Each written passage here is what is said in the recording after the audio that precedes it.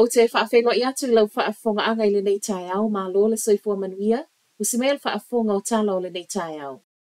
Ma wala lalo tele parking fines sa au kilani, ma wafai maile po le nuu Wayne Brown wa tatawo na sii.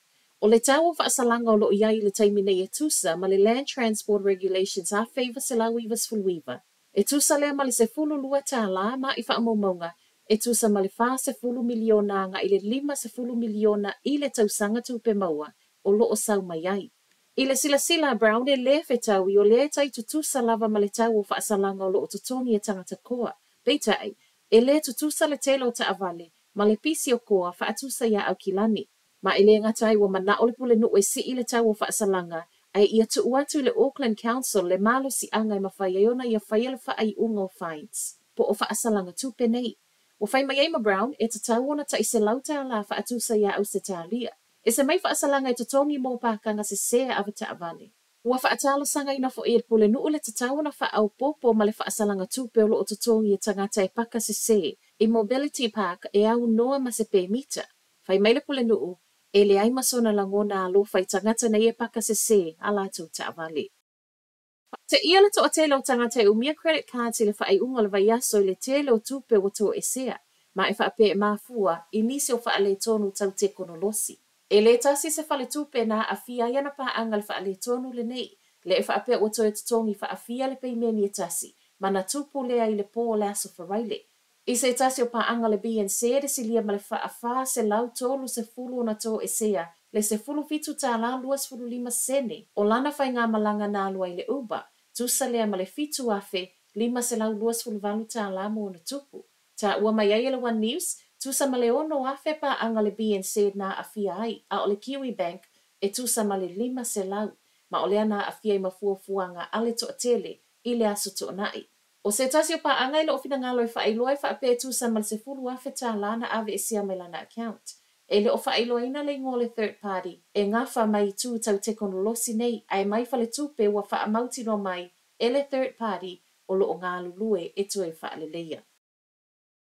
Talo sanga ina le whaawa upe o le polo kalame o lo o maua fua ai mea ai po o lunches a whanau a onga. A o whaau popo pea le tau ngata o le tau o mea ai. Whai mai Lisa te morenga o le Health Coalition Aotearoa o se polo kalame o lo o matua I mo o mia e mātua. E le ngata e soifua maloloina. Ai e mauti noa e maua yaso uma o le vaiaso. O le polo kalame le nei o lo o manuia maanga va ai le tusa ma le 2.5% o whanau a onga. Po o le tusa lea ma le 2.2 afe.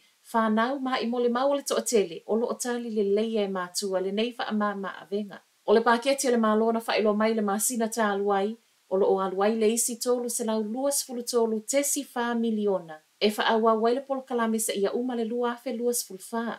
Ma o le to tele o lo o langolangoina le talo sanga e tatau o na whaawau. Ua saule wala awi whai a onga wa onga tūlanga lua, e tā ofi uma te te o lo o whai nei. A o anga ia e whaawau whiutana inga e ono sau whai ai se isi ese e tā ua le third party ma e tū to atasi. O le asa to na ina whaamauti no mai ai le sui o le asosi o whai a onga, o le uanga I whai a onga ilo tālo sanga e lua, wa tu ina mai le Employment Relations Authority, e tu sa mafono tanga le vai aso tālo ai, mua, tā ofi le tu mau te te o lo whai a ua wa I le taiminei whaapea ai, ma le amata tala noa ai o le asau whai ai le sui tū to atasi. E umal whai umal vai aso le imaua mai se tonu mai whai a onga, pau o le a fono vave ma whai se whai unga wha atatau, I tālo sanga o tu ina mai. E o mai le tau nei o lo tu mau lava le tala mai whai a onga, e wha wau bea te te a o a nga ia I e fono.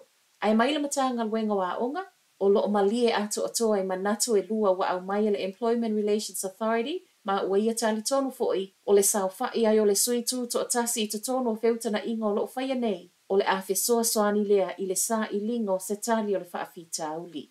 Ma tala whai ua tatala I le tau nei le motorway I mātu o au kilani mai puhoi a ngai Warkworth mō whewa inga.